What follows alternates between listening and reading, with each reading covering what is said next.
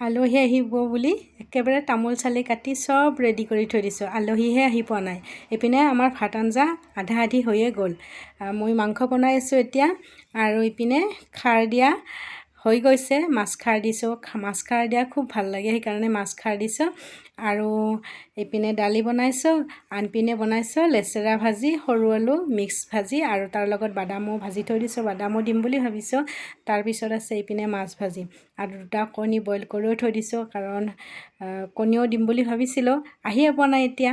তাৰপিছত আৰু এতিয়া মাংসখিনি অকণমান বনালেই হৈ যাব। এইপিনে দৈ মিঠাই আনি থোৱা আছে, সেয়াও হ'ব। পাপৰ পুৰি থোৱা আছে, সেইখিনিও হৈ যাব। গতিকে আলহীৰ কাৰণে আমি চব ৰেডি। ভাত আঞ্জা হৈয়ে গ'ল, খালি আলহী আহিলেই হ'ল। আৰু আলহী আহি পোৱাৰ আগতে অকণমান বাচন বৰ্তনবোৰ ধুই ল'বলৈ ৰেডি হৈছোঁ, আৰু বোলো বাচনখিনি তাড়াতাড়ি ধুই লওঁ, আৰু অকণমান তেতিয়াহে জিৰাব পাৰিম, আলহীৰ লগত কথা পাতিব পাৰিম, তেনেকুৱা নহয় জানো? নহ'লে আৰু ভাল নালাগে। আৰু যিহে গৰম, তাৰমানে একদম জীৱ ওলাই যোৱা গৰম ধৰিছে। সেইকাৰণে বোলো বাচনখিনি আধা আধি ধুওঁ। ভণ্টিও আধা ৰন্ধাবোৰত তাইয়ে কাম কৰিছে, মই অকণমানহে কৰিছোঁ। বাকী ধোৱা পখলা এইবোৰত মই থাকিব লাগে, গতিকে বেছিভাগ আঞ্জা তাইয়ে বনাইছে। আৰু ইপিনে বাচনখিনিও বোলো তাড়াতাড়ি ধুই থৈ দিওঁ। বাচনখিনি ধুই থ'লে এটা আজৰি হয়, আৰু মানুহ আহিলে ভাত তাত দিলেতো আৰু ধুব লাগিবই, সেইবোৰতো ওলাবই। আৰু আলহীও আহিব, এনেকুৱা 2জন আলহী। ইহঁতৰ আমাৰ মানুহজনৰ নিজৰ মোমায়েকৰ ল'ৰা, ককায়েক হয়। এতিয়া বয়স হৈছে অকণমান, বোলো তাৰ আগতে এদিন আমাৰ ঘৰলৈ মাতিব, সেইকাৰণে আমাৰ ঘৰলৈ মাতিছে আজি ককায়েক 2জনক। বহুত সৰুকালৰ স্মৃতি হয়তো সিহঁতে ৰোমন্থন কৰিব, ভালো লাগে দিয়কচোন এনেকুৱা। আৰু এতিয়া আৰুনো কি, মানুহৰ জীৱন কেইদিনো থাকিব, সেইকাৰণে এতিয়া অকণমান আজি লগ হ'ম বুলি ভাবিছে, সেইকাৰণে আহিবলৈ কৈছে।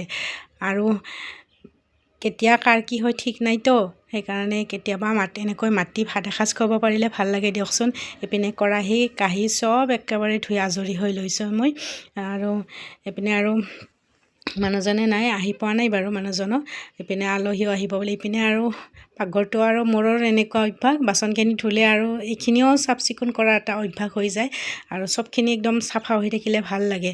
আৰু পাকঘৰৰ যে বহুত কাম কৰিব লগা আছে আমাৰ, কাৰণ ঘৰটো বনোৱা বেছি বছৰ হোৱা নাই, আৰু তথাপি পাকঘৰৰ কাম যথেষ্ট আছে। আৰু এই ৰেক চেক সেইকাৰণে এনেকুৱা কৰি থৈ দিছোঁ, ৰেকখিনি আৰু ভালকৈ কৰিব পৰা নাই। তাৰপিছত আৰু এইপিনে টাইল চাইল চব চাফ চিকুণ কৰিলোঁ মই। এইখিনি চাফা হৈ থাকিলে ভাল লাগে, সেইকাৰণে ঘঁহি পিহি সকলোবোৰ চাফা কৰিছোঁ। আৰু বেচিনটো যে লেতেৰা হৈ থাকিলে একেবাৰে ভাল নালাগে, সেইকাৰণে বেচিনটো সদায় ঘঁহি এনেকৈ চাফা কৰোঁ। আৰু পানীত অকণমান আইৰণ আছে কাৰণে লেতেৰাও হয় দিয়কচোন। আৰু আমাৰ মাইকী মানুহৰ ইয়াতেই যথেষ্ট সময় গুচি যায় এইবোৰ চাফ চিকুণ কৰি থাকোঁতে, তেনেকুৱা ধৰণৰ। আৰু দুপৰীয়াৰ সময়টো এনেকুৱাই হয়, আৰু সদায় একেই আৰু ইপিনে আলহী আহিলে আৰু ভাত দিলেই হ'ল। ইপিনে তামোল চামোল চব কাটি ৰেডি কৰি থৈ দিছোঁ। এনেকৈ আপোনালোকে ৰেডি কৰি থয়নে ক'বচোন কমেণ্ট কৰি। আৰু ভিডিঅ'টো কেনে পালে জনাব দেই। আজিলৈ আহিছোঁ।